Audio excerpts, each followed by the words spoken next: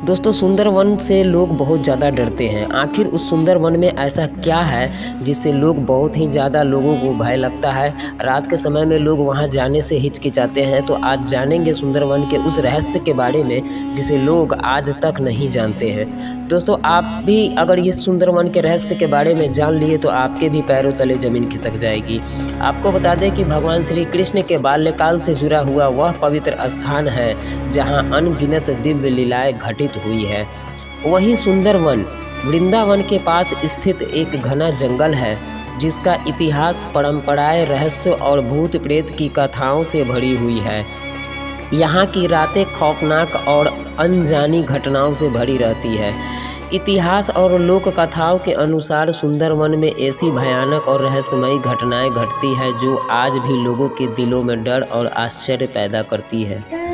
यह कथा और घटना उन रहस्यों को पर्दाफाश करती है जो आज भी लोगों के लिए अनसुलझे हैं। वृंदावन और सुंदरवन के बारे में कई रहस्यमयी और डरावनी घटनाएं प्रसिद्ध हैं जो न केवल धार्मिक दृष्टिकोण से महत्वपूर्ण है बल्कि उनके पीछे गूढ़ रहस्य भी लोगों के बीच चर्चा का विषय बन चुके हैं। इस वीडियो में हम वृंदावन और सुंदरवन की भयानक और रहस्यमयी घटनाओं का विस्तृत विवरण प्रस्तुत करेंगे जो न केवल डर और भय पैदा करती है बल्कि उन घटनाओं के साथ जुड़े गहरे रहस्य को भी उजागर करती है।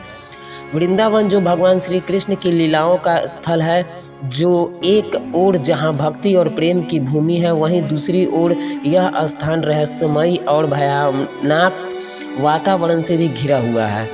खासकर सुंदरवन जो वृंदावन के पास स्थित एक घना जंगल है, उस जंगल में रात के अंधेरे में कुछ अजीब घटनाएं घटित होती है। इस क्षेत्र को लेकर कई भूतिया और दृश्य शक्तियों के बारे में कहा जाता है जिनका आज तक कोई ठोस वैज्ञानिक या धार्मिक प्रमाण नहीं मिल सका है, लेकिन ये घटनाएं लोक कथाओं और मान्यताओं में प्रचलित है। सुंदरवन के बारे में कई लोग दावा करते हैं कि यहाँ रात को अजीबोगरीब आवाज़ें सुनाई देती है जिनका कोई स्पष्ट स्रोत नहीं होता।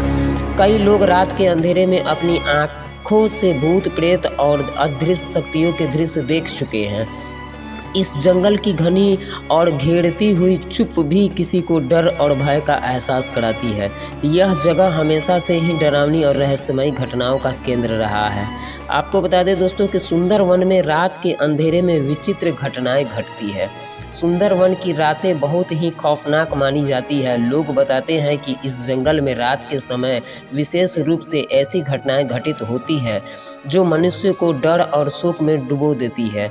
एक बार एक छोटे से गांव के लोग जंगल में गए थे। रात का समय था और आसपास का वातावरण बिल्कुल शांत था। लोग इधर उधर घूम रहे थे, लेकिन अचानक एक अजीब सी आवाज़ें सुनाई दी जैसे कि किसी ने चीख मारी हो। यह आवाज़ इतनी तेज़ थी कि लोगों के दिलों की धड़कन बढ़ गई। डर के मारे वे सब भाग खड़े हुए, लेकिन यह आवाज़ केवल एक ही बार नहीं बल्कि कई बार सुनाई दी। कुछ लोग दावा करते हैं कि यह आवाज़ ना तो किसी जानवर की थी ना ही किसी इंसान की। ऐसी घटनाएं यहाँ लगातार घटित रहती है।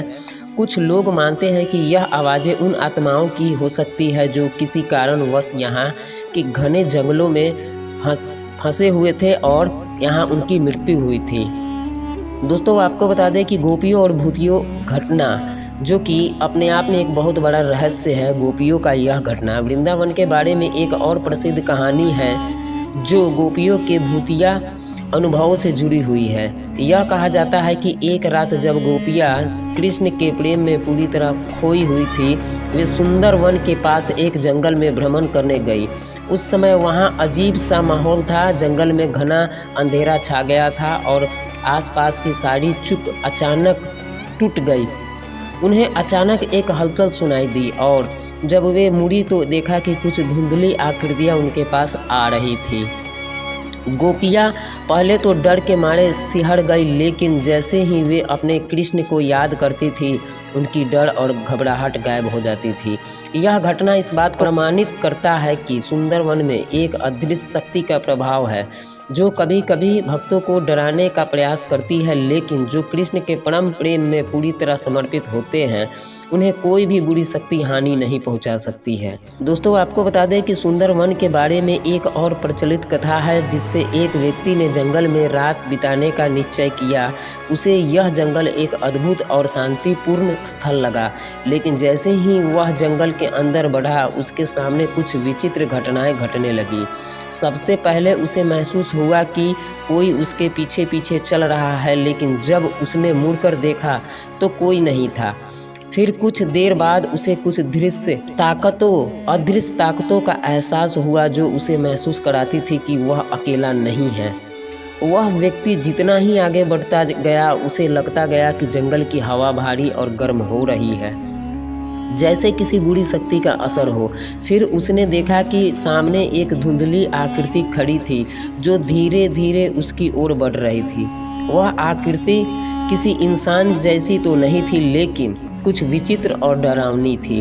उस व्यक्ति ने जैसे ही कृष्ण का नाम लिया वह आकृति अचानक गायब हो गई।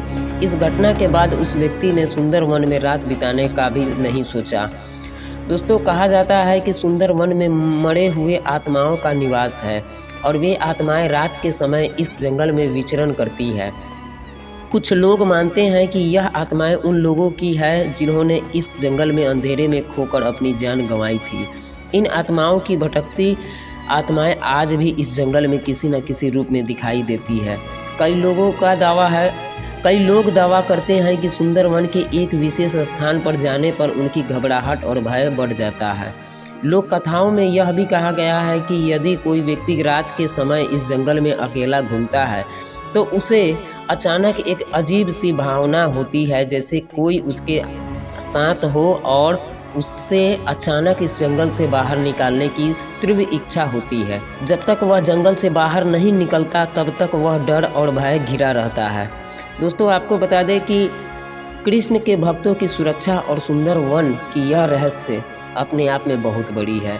हालांकि सुंदर वन में डरावनी घटनाएं घटित होती है, लेकिन भक्तों का मानना है कि जो लोग कृष्ण के परम प्रेम में समर्पित होते हैं उन्हें इस जंगल में किसी प्रकार की कोई भी बुरी शक्ति का सामना नहीं करना पड़ता है। कई भक्तों का अनुभव है कि जब वे कृष्ण का नाम जपते हुए इस जंगल में गए तो उन्हें कोई डर महसूस नहीं हुआ। उनका विश्वास और भक्ति उन्हें हर प्रकार की बुरी शक्ति से बचाती है। कुछ भक्तों का कहना है कि भगवान श्री कृष्ण ने इस जंगल में अपनी शक्तियों को ऐसे रूप में प्रकट किया है कि यहाँ की अंधेरी रातें भी भक्तों के लिए आशीर्वाद का रूप बन सकती है। कृष्ण का स्मरण करने से इस घने जंगल में भी एक दिव्य आभा फैल जाती है जो किसी भी बुरी शक्ति को नष्ट कर देती है। दोस्तों यह जानकारी आपको कैसा लगा आप हमें कमेंट करके ज़रूर बताइएगा। इस चैनल पर नए हैं तो चैनल को सब्सक्राइब, वीडियो को लाइक ज़रूर कीजिएगा और कमेंट में जय श्री कृष्णा ज़रूर लिखिएगा।